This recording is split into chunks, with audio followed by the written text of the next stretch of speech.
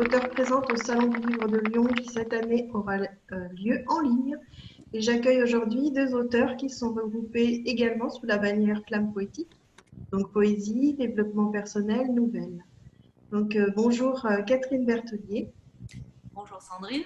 Bonjour. Bonjour Denis Dole. Bonjour Sandrine, bonjour Catherine.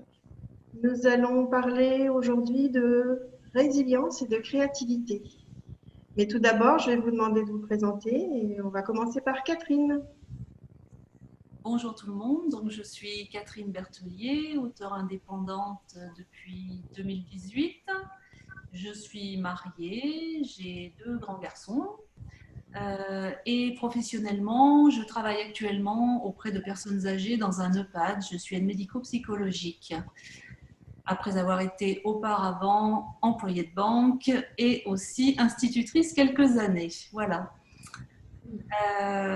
Donc j'ai écrit deux romans qui sont deux romans contemporains, Plus haut que le vol des oiseaux et Ne m'oublie pas, qui parlent tous les deux de résilience.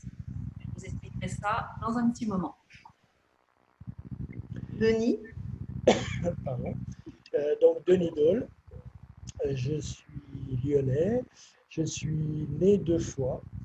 La première fois sur mes papiers officiels en novembre 1956 et une deuxième fois en août 2013, suite à un petit incident médical qui s'appelle le coma.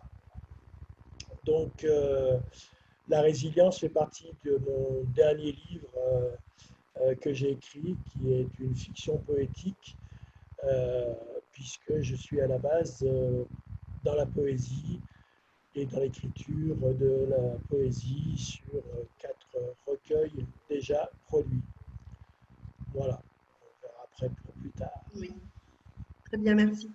Je vais juste, avant de vous laisser de nouveau la parole, donner la définition de la résilience, ce qui est écrit dans le dictionnaire, pour que tout le monde suive.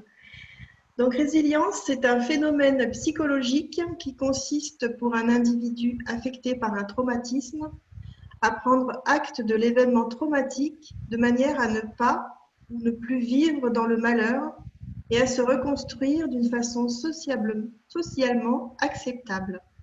Je vais demander tout d'abord à Catherine ta définition de la résilience et est-ce que c'est un thème récurrent dans tes ouvrages? Alors d'abord, oui, c'est un thème récurrent dans mes deux premiers ouvrages.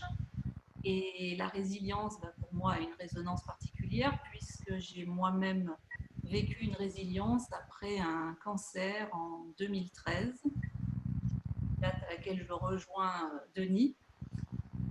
Donc un cancer soudain qui a été suivi des traitements très durs que l'on connaît. Donc derrière, il y a bien besoin d'une résilience puisqu'on n'est plus tout à fait la même personne, ni physiquement, ni moralement. Et on a besoin de se reconstruire, d'essayer de trouver un nouveau sens à sa vie.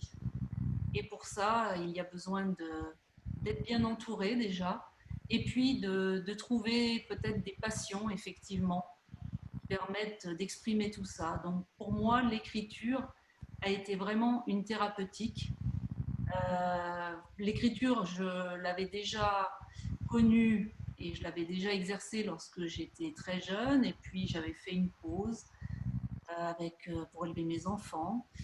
Et là, après mon cancer, ça m'a apparu une évidence. Il fallait que je réécrive pour me permettre d'exprimer tout ce que je ressentais à travers des histoires et me permettre aussi de me reconstruire à travers ça. Donc j'ai fait deux romans, Plus haut que le vol des oiseaux, qui lui parle de deux adolescents mal aimés qui vont fuguer ensemble. Et la question que je pose au niveau de la résilience, c'est est-ce que l'amour, même le plus fort, peut guérir toutes les blessures? Et qu'en est-il de la vie d'adulte d'un enfant qui a été traumatisé dès l'enfance? Et puis le deuxième, Ne m'oublie pas, rejoint également Denis puisqu'il parle du coma. Et là, mon héros est un jeune pilote de Formule 1 qui a un grave accident, ainsi qu'une jeune femme qui a elle aussi un accident et qui se retrouve dans le même hôpital que mon héros. Et j'envisage la possibilité d'une vie parallèle à leur coma. Et surtout, je vois la résilience là comme un combat et comme une passion qui va permettre, suite à une passion connue dans sa vie avant d'être dans le coma, qui va leur permettre de lutter et justement de tout faire pour essayer de s'en sortir. Voilà, je laisse la parole à Denis. Voilà, donc la transition est toute faite. Merci. Oui, et donc tout d'abord, je voulais dire que j'ai dévoré le dernier livre de Catherine, ne l'oublie pas, au mois de décembre, puisque je suis parti voir ma fille au Canada, et ma petite fille, et mon gendre aussi.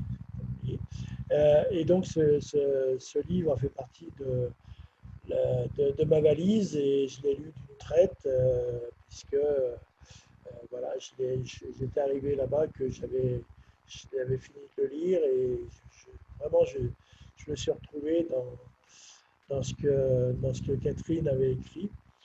Alors pour ce qui me concerne, comme je l'ai plus ou moins précisé, j'ai eu un coma donc, en août 2013.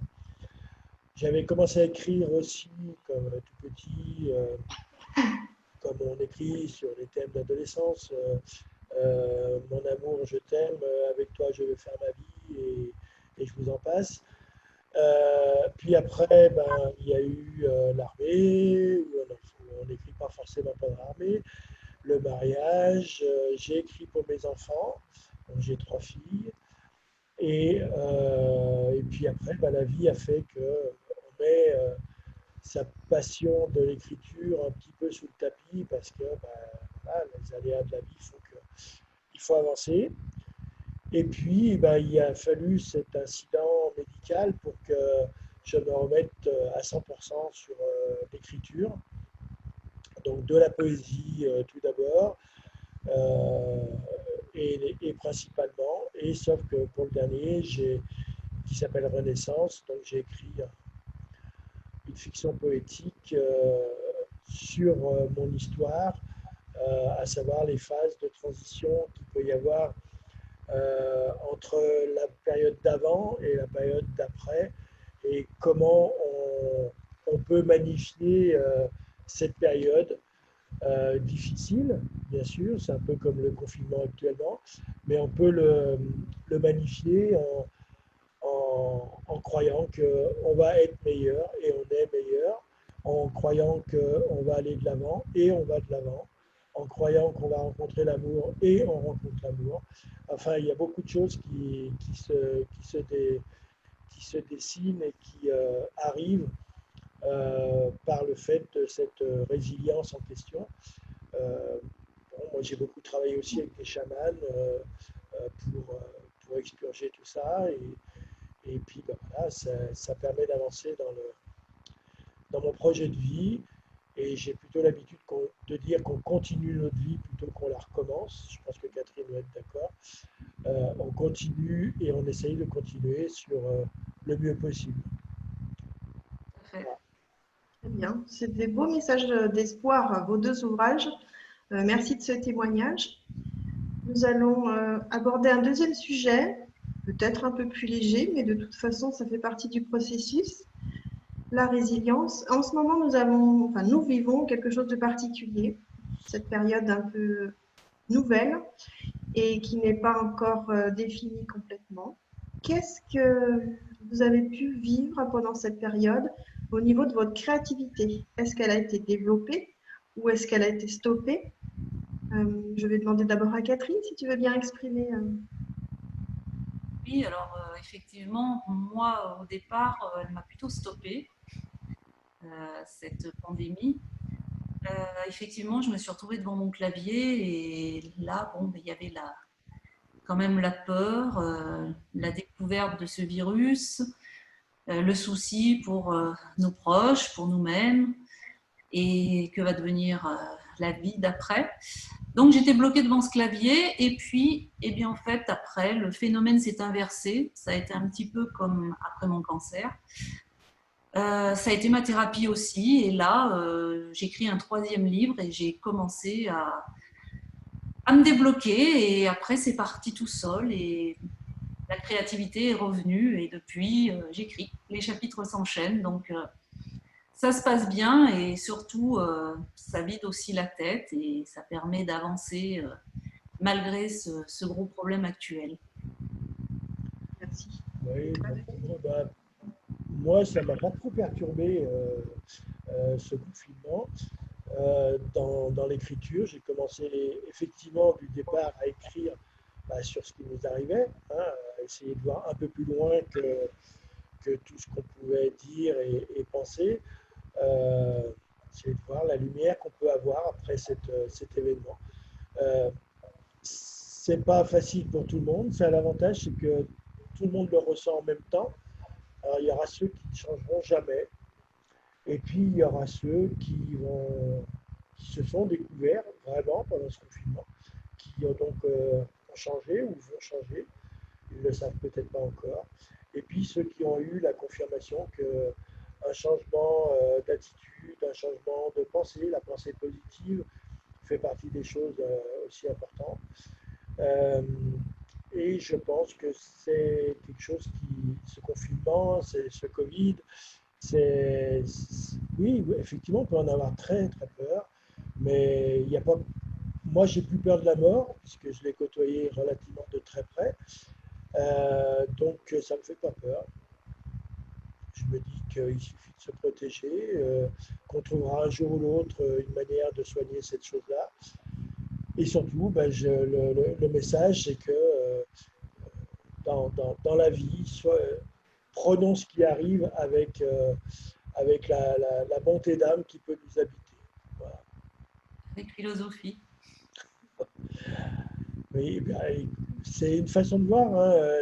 La poésie, on dit souvent que c'est un œil différent euh, que ce qu'on peut avoir. Ben, effectivement, il y en a qui écrivent aussi sur la noirceur, hein, qui écrivent des très beaux textes sur la noirceur.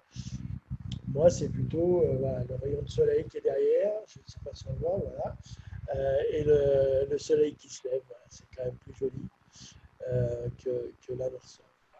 Et je crois que tu as une petite maxime qui te tient à cœur en ce moment. Ah oui, oui, je vous en ai parlé tout à l'heure, mais je dis simplement qu'en ce moment, c'est ne bride pas ta pensée et ne brade pas ta liberté.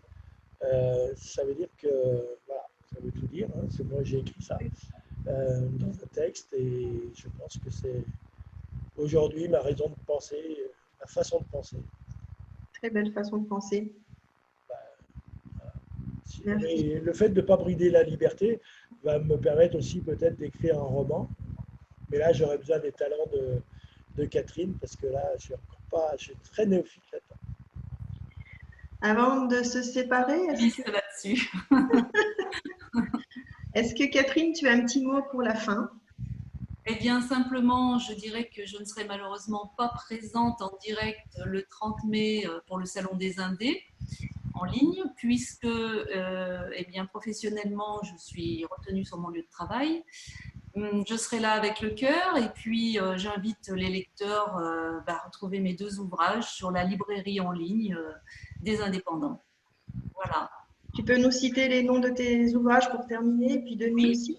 Alors, je vais même montrer les couvertures. Donc, Plus haut que le vol des oiseaux.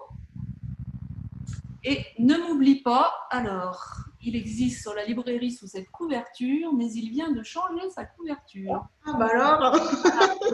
Non, il est comme ça. Donc, je montre les deux. Très bien. Il a fait pour peau neuve.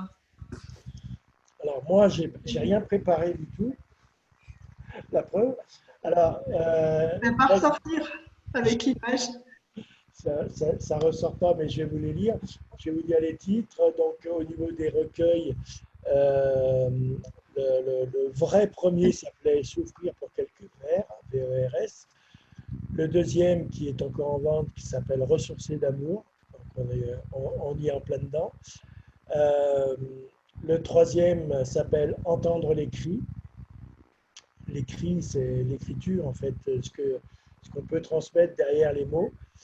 Et puis les deux derniers s'appellent donc Renaissance, qui est une fiction poétique. Donc dedans, le narrateur met des extraits de textes de poésie.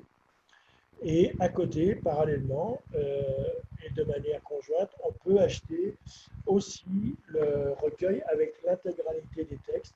Donc Renaissance, voilà, Renaissance, voilà, et Revenir, c'est à peu près la même couverture.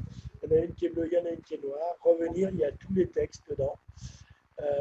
Donc c'est disponible sur notre page Facebook, Sur sur le salon du livre et tout ça.